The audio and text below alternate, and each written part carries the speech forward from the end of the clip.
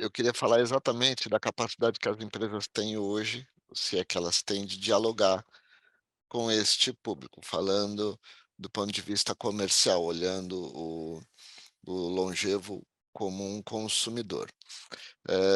Você deu o exemplo da garrafinha, da latinha, e isso me despertou um negócio aqui. A gente não está falando de produtos específico deles, não é disso que eu estou querendo tratar. Estou querendo tratar de produtos, que quem vai consumir uma latinha de refrigerante pode ser um adolescente, pode ser um idoso que gosta de uma refrigerante. Aí pode ter as suas dificuldades. Então, quando a gente fala que as pessoas vão viver mais, não necessariamente elas vão viver com o corpo de atleta mais, elas só vão viver mais. O corpo vai durar mais, mas trazendo as suas limitações que vão acontecer com seus 80 anos, com seus 90, por mais que a pessoa viva 120 anos, se viva 100 anos, ela vai ter as dificuldades físicas naturais. Sim, tem aqueles que vão se cuidar mais, tal, mas quando a gente fala de massa, de maioria, a gente fala de um comportamento padrão. E isso traz desafios. Eu entendo que as empresas não estão preparadas, as empresas que não são de produtos específicos para longevos não estão preparadas para falar, para entender este público como consumidor. Talvez porque, inclusive, elas não tenham essas pessoas trabalhando dentro delas, né? Então, eu tenho ali as pessoas jovens trabalhando dentro, tendo que pensar com a cabeça desse público, não vai nunca conseguir pensar com a cabeça desse público, porque vai vir um monte de paradigmas, um monte de dos pré-conceitos, né, já definindo o que é e que não é, e ponto. Então, eu acho que essa é uma oportunidade de diálogo, né, para se falar com o consumidor mais velho. Talvez as empresas precisam trazer esse público para dentro de casa, e a gente estava falando de inclusão, então não é abrir vaguinha lá embaixo no operacional para isso, é colocar esse povo para cima mesmo, né? Seja como mentor ou seja como usando a experiência dele, né? Isso é uma coisa. Ah, eu sou eu tenho alguns vícios, um delas é quadrinhos. E acho que essa nem o Thiago sabe. Eu gosto de quadrinhos da Disney desde criança, então eu tenho Não que sabia. centenas de gibis, centenas, centenas, se não milhares de gibis guardados em casa, que é a loucura da minha esposa, né? Quando casou e eu trouxe os gibis, Eu imagino. ela queria morrer, né? O que que eu vou fazer com esses gibis? Tá aqui. E eu ainda vou adquirindo mais. Mas por que eu queria falar isso? Eu gosto muito de ler gibi. A minha forma de desconectar. Para mim, eu pego um gibizinho, leio uma historinha, releio, releio, releio 30, 40, 50 vezes a mesma história. Tem uma história do Tio Patinhas. Você conhece o Tio Patinhas, né? É um personagem conhecido, dinheiro, vender, coisa, aquela coisa. Tem uma história dele que ele cria produtos, vendendo produtos das empresas dele, os produtos normais do dia a dia, porque ele vai vender para os velhos, para os idosos, o público mais velho. Mas por que que só faz propaganda e coisa para público mais novo? Não, eu quero fazer coisa para público mais velho. Eu sou um idoso, eu quero vender, né? Bom, a história, obviamente, um monte de estereótipo, mas cria-se toda uma forma de se vender qualquer tipo de produto para os idosos, e, obviamente, na história, os idosos saem comprando, é aquela moda, aquela coisa, e aí tem idoso passando mal, idoso que comprou carro conversível que vai andar, e aí morreu porque ele tinha problema de tomar vento e ficava doente, aí tinha idoso que ia para balada, depois não conseguia. eh, e aí o grande aprendizado da história é incluir, mas tem que saber respeitar os limites. Mas é uma pessoa, é um consumidor, e que você precisa aprender a dialogar com ele. Você estava falando aqui da propaganda, de como dialogar, e da grande oportunidade. Na minha opinião, eu acho que as empresas hoje elas olham os idosos apenas como um cifrão. Um cifrão no sentido, de repente é o arrimo de família, é quem tem a renda, ou que pode pegar um consignado, gerar um dinheiro e vai comprar para outro, vai pagar para outro, ele é a fonte de Acontece renda, muito. ele não é o consumidor. Então é como as empresas, talvez aquelas que olham, que não tem produto para essa faixa etária, mas uma empresa de serviço, seja lá o que for, olha eles como talvez a fonte de renda da família, que então ele é o dono do dinheiro, que é ali que vou tentar convencer, né? Usando talvez até um discurso, e aí eu trago para exemplos próximos de mim, né, daquele discurso que, pô, ele cai, né, na conversa, ele cai na lábia talvez mais fácil e se endivida para comprar um negócio que é, na verdade, para o neto, para o filho, para o sobrinho do neto e assim vai, né, e não é para ele. Então, a pergunta agora é, dado esse cenário todo, as empresas sabem dialogar? Eu acho que não, mas quais são os cuidados? Quais teriam boas práticas? Teriam como ensinar aquela empresa que quer fazer direito? Qual o caminho? Como fazer para incluir ele como consumidor, para ele, Uhum, seja para outro, mas para ele também? Como falar com ele? Eh, uhum, como incluí-lo para produtos que são de uso comum, né? A gente fala uhum. de a latinha de refrigerante, que é para todas as faixas etárias, não vai ter a É, latinha 50 mais, a latinha do é. adolescente, a latinha da criança, mas como conseguir conversar? Tem boas práticas? O que que você recomendaria para uma empresa? Se você tivesse que dar uma sugestão para um diretor de Hum, marketing, vem cá, ou o CEO, você que é um molecão, hum, tem 30 anos, mas já diretor de marketing dessa grande multinacional, vem cá, deixa eu contar hum, para você um pouco desse, o que que você falaria? é. Márcio, obrigada pela pergunta, viu? Porque, olha, é o meu suor diário aqui. É encontrar com esses caras que estão a fim de ouvir alguma coisa, não sabem muito bem o que e como, né? E na minha prática, né, de pesquisa de mercado, trabalhando em institutos e tal, eu atendo grandes empresas, né? Sempre atendi grandes empresas nos institutos que eu trabalhei, e para a gente chegava aqueles briefings de pesquisa, de novos produtos, produtos inovadores, ou um relançamento, ou uma avaliação de comunicação, uma coisa já bem lá na frente de relação com o consumidor, né? Então, quando eu falei assim, bom, raízes, uma empresa vai fazer pesquisa, mas eu quero conhecer o consumidor longevo, né? Eu vou me especializar nesses caras e tal. Aí eu chegava, batia na porta lá das empresas e queria vender isso. E eu achava que as empresas estavam nesse momento. E eu levei um tempo, sabe, para olhar e falar, gente, eu vou ter que andar para trás um pouco para chegar onde elas estão, né? E eu acho que você acertou mesmo no caminho, Márcio. O que eu tenho usado como discurso e o que eu realmente acredito é que, enquanto a gente não mudar os nossos olhares sobre isso, né? O quanto a gente não refazer o nosso olhar, né, sobre a longevidade, sobre os longevos que estão sim diferentes, né?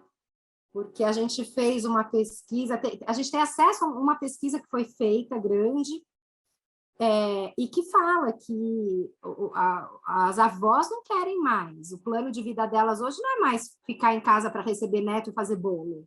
Claro que tem aquelas que sim. Lembra que eu falei que não é tudo do mesmo balaio, né? Mas eles já começam a mudar, quando a gente olha em tendência, numa maioria, já começam a olhar e falam assim, sobre esse consumidor, né? Já começam a olhar e falam assim, epa, eu tenho mais tempo de vida. Esse dinheiro aqui, apesar da vida toda eu ter usado para os meus filhos, para os meus netos, para minha família, eu estou vendo que agora eu quero usar um pouquinho para mim, para o meu bem-estar, para o meu prazer, né? Então, tudo bem, eu ajudo meu filho trocar aquele carro ali, comprar aquele apartamento ali, mas eu vou fazer a minha viagem aqui também. Eu vou fazer aquele curso lá que eu estou afim. E neto aqui na minha casa, olha, uma vez por semana, vamos marcar o dia, e aí você pega que horas, né? Então, a gente começa a já ver essas práticas, é só a gente olhar em volta nas nossas famílias, a gente já começa a perceber que não é bem assim. É claro que ainda tem as famílias que deixam os filhos com os netos para os pais poderem, com os avós, deixam os netos com os avós para os pais poderem trabalhar. Mas a gente já começa a perceber um movimento dos idosos olhando mais para suas necessidades próprias. Então, é um consumidor que está em transformação, sim. Então, não adianta a gente, dentro da empresa, olhar com os nossos olhos sobre a longevidade, sobre os idosos, sobre os velhos, com os olhos com as lentes que a gente comprou lá na nossa infância e na nossa adolescência. Então, uma das coisas que eu mais tenho proposto para as empresas são palestras, um workshop não motivacional, um workshop com atividades, onde a gente faz umas atividades incríveis, assim, tipo, sabe, para gerar conflito e para você falar assim, nossa, eu não acredito que eu achava isso, e na verdade eu estou achando tudo errado. Porque sem a gente saber, a gente traz preconceitos gigantes sobre o envelhecimento, Sim. né? Isso que o Márcio falou no começo, assim, eu também não gostaria de ser chamado de velho, ou de idoso, melhor de longevo, né? E a gente falou muito disso aqui. Experiente, ô tio, não, não chama Experiente. de experiente. E aí, assim, cada hora é um nome que aparece, né? Os prateados, os silvers, não sei o quê, né? A geração, não sei o que mais, né? Para ter o positivo ali, o 60 mais, aí tem o positivo. A E melhor por aí vai, idade. melhor idade, né? Então, são todas tentativas de buscar nome, e aí tem vários estudos acadêmicos que falam, que estudam isso, né? E no meu projeto de mestrado, eu tive contato com todos esses estudos acadêmicos, então por isso que eu trago muitas essas referências. E é isso, assim, essa busca que a gente tem de qual o melhor nome que eu vou dar para isso, né? E aí cada hora aparece um nome, né? Por quê? Porque dentro aqui da nossa língua, o termo velho, ele é associado não só a coisas boas, né? Quando a gente fala a palavra velho, ela traz uma parte de coisas boas, quando a gente fala de vinho velho, de pijama velho, sei lá, gostoso, de sapato velho, talvez, né? Mas é um monte de coisa ruim que é velho. A Panela ideia do velha, né, velho, que faz comida boa. panela velha, que faz comida boa. Mas o velho é o desgastado, é o muito usado, é o que ficou para trás, né? Quando a gente entende o que significa a palavra velho. Quando a gente chama um indivíduo de velho, ele acaba sendo associado a o que a velhice traz de negativo, que é o desgaste do corpo, que é as dificuldades que o corpo tem e tal. E não aos positivos que o envelhecimento traz, o maior conhecimento, uma bagagem de experiência muito maior, uma conexão espiritual ou transcendental, cada um, eu quero falar de religião aqui, mas existe sim muitos estudos que mostram que com o envelhecer a gente se conecta mais com a nossa alma e com a nossa espiritualidade, né? Então, a esse tempo, a saber lidar com o tempo talvez melhor do que as gerações mais novas, né? Então, tem tanta coisa que o velho, que o indivíduo velho traz. Tem uma tribo aqui na América Central que ela tem um termo específico, uma palavra específica para identificar a pessoa velha. E essa palavra, quando ela é usada, ela é vinda com... os significados dela são só positivos, né? Não trazem os negativos. Mas não, na nossa sociedade, o termo velho, ele já é ingrato, né? Particularmente, eu não tenho problema nenhum de falar que tá ficando mais velho, tá envelhecendo, porque aquele velho, né? Mas a gente tem um termo aqui, que é o idoso, que é para se tratar, que é um termo para se usar para as pessoas que envelhecem, que imprime um pouco mais de respeito, que imprime um pouco mais de... né? Agora, a gente tem também, velho, meu velho, né? Que também já traz um monte de carinho dentro desse termo velho. Quando eu falo, meu velho, porque é o meu velho, sabe? Já estou falando do meu pai, que tem toda essa bagagem de carinho, essa coisa de pai para filho, dessa relação de pai para filho. Então, acho que a gente fica preocupado demais para achar termo, sendo que a gente já tem bons termos e que a gente precisa querer enxergar de outra forma. Quem são, ou esses velhos, ou esses idosos, ou esses longevos, não importa. Quem são esses indivíduos, né? E aí, quando a gente fala de indivíduo, a gente sai um pouquinho do cifrão, porque não importa muito se eu vou pegar o mercado dos 45 mais, se eu vou pegar os dos 60 mais, é um mercado, o que importa, que está crescendo e que vai crescer e que tem necessidades específicas, né?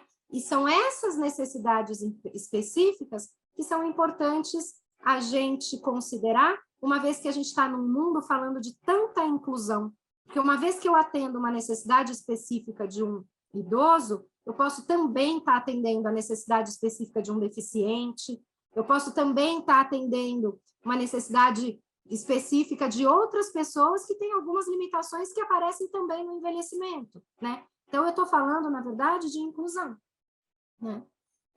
E eu acredito, sim, Márcio, que as empresas devem começar. O primeiro step é o que a gente faz. Agora, a gente tem um produto que é uma palestra de endomarketing para as empresas que não sabem o que fazer. Então, chama a gente para ouvir, porque é isso, a gente vai começar a mostrar o quanto de preconceito que a gente tem. E enquanto a gente tiver esse preconceito, a gente não vai conseguir olhar para esse consumidor que está diferente, para esse consumidor que tem necessidades específicas, para quando eu fizer uma comunicação, eu não falar com esse consumidor ou fazendo piada, ou falando de tristeza, das deficiências, ou das lamentações e das coisas ruins, né? Porque tem muitas empresas que acham que ou a gente fala do quanto é ruim, do quanto está perdendo, e aí vem o produto e o serviço, pá, e resolve aquele seu problema, ou eu tiro o sarro do vovozinho, do velhinho, uma forma meio preconceituosa de levar isso para piada, de levar isso para gracinha, sabe? Que não tem, muitas vezes não tem graça nenhuma, né? E eu acho que tem um monte de tons de cinza aí para a gente poder se conectar e falar com esse consumidor, mas antes de tudo, mudando nosso jeito de ver, incluindo essas pessoas dentro da nossa equipe, valorizando as pessoas que estão vivendo maior longevidade dentro das empresas, né? Trazendo essa bagagem que as pessoas que estão há mais tempo na empresa têm, né? Valorizando esse tempo de vida, esse tempo de profissional, né? Então, acho que tem aí um trabalho de endomarketing que pode, sim, ser o primeiro passo para as empresas que não sabem o que fazer.